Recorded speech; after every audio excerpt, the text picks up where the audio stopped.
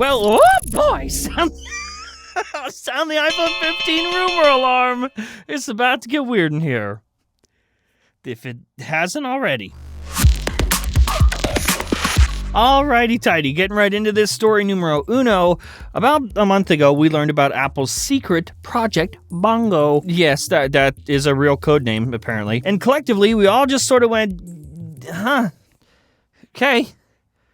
That's weird. At the time, this was coming from the account Shrimp Apple Pro, who is a kind of new leaker, but fairly accurate. And now it appears that, an iPhone 15 Pro without buttons could actually be real.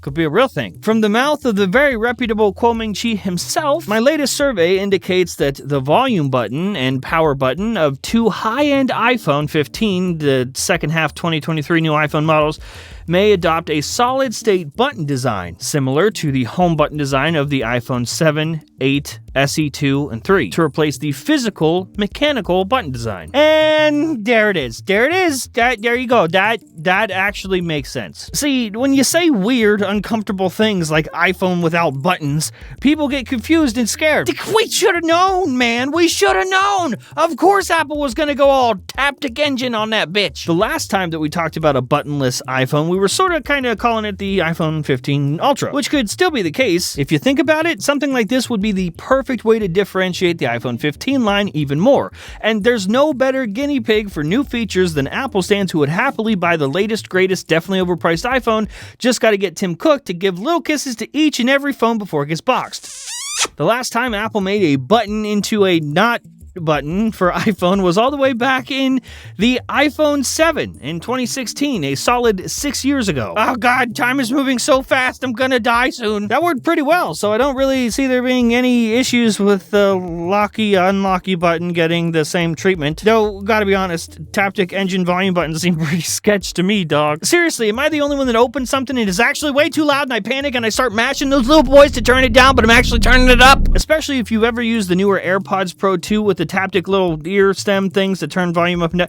Getting them to register multiple fast inputs is hit or miss at best. And side note, unrelated to anything really that we've been talking about, are any of you still upset that we skipped iPhone 9? Doesn't that bother you? We just skipped the whole we'll never get it's gone. We'll never get it. Are you worried about that? Concerned? No? Just me? Think of early investors that jumped in right at the beginning of Facebook, Uber, Spotify.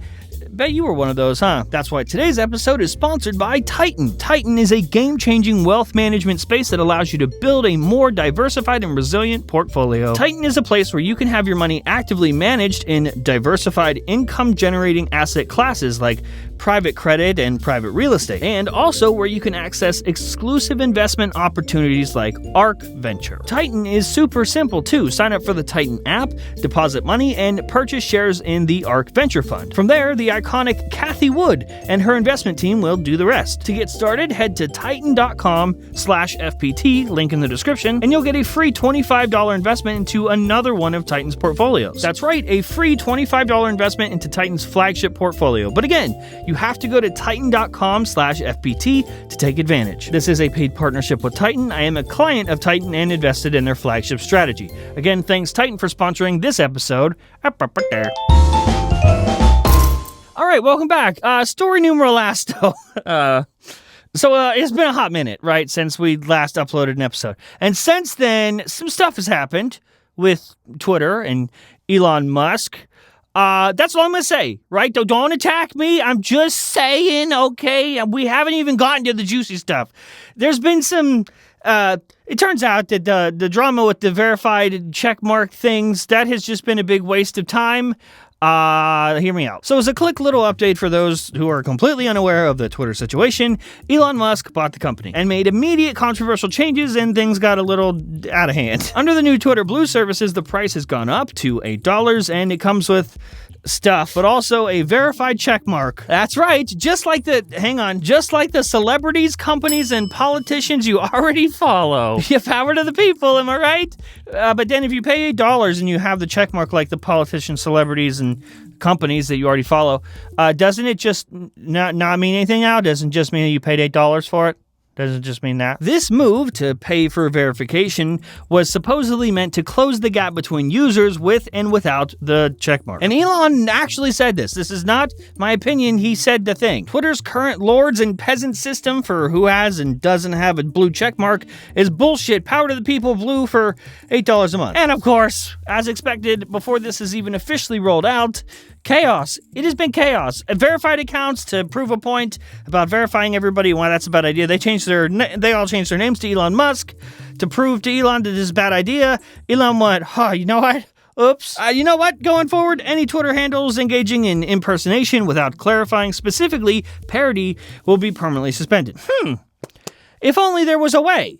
If only we had a way on social media to be able to tell if we're looking at the real official account or not that. If only there was a system in place that helped with that. Yeah, anyway, so now fast forward to today, we learn via Esther Crawford, that's the person in charge of this massive Twitter Blue revamp, that in addition to the Twitter verified checkmark from Twitter Blue, get this, certain accounts will also get, wait for it, another one. They'll get another checkmark.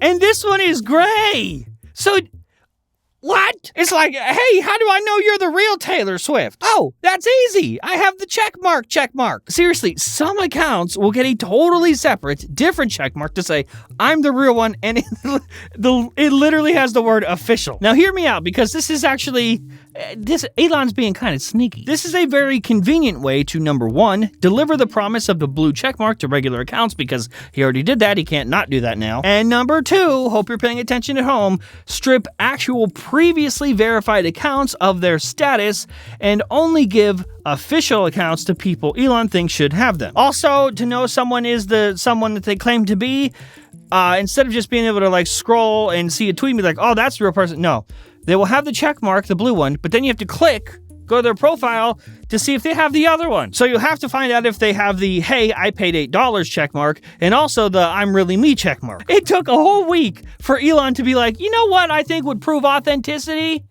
A check mark. We have now gone full circle, everybody. We are right back to where we started. We're right back to the lords and peasants system that was previously set up. Oh, and if you don't give us $8 for the thing that was previously free that now we're making not that anymore, no one will see your tweets. That's right. You'll be treated differently on the platform. You're not going to be like a peasant, right? That's not what we would call it, but you will be treated as a bot or a troll. We're just assuming that. This sounds like a joke. It sounds like a raw joke, but it's real. He said this. So the net effect will be over time that the verified users will pretty much always be at the top of comments and search, and you won't really see. You'll have to scroll far to see the unverified users, which will be the bots and trolls and whatnot. And remember how this show is scripted? Yeah. At the end of this is the end of the show, and at the end part, Brian just sort of key pounded in frustration, and then that's how it ends. So I guess it pretty much just sounds like...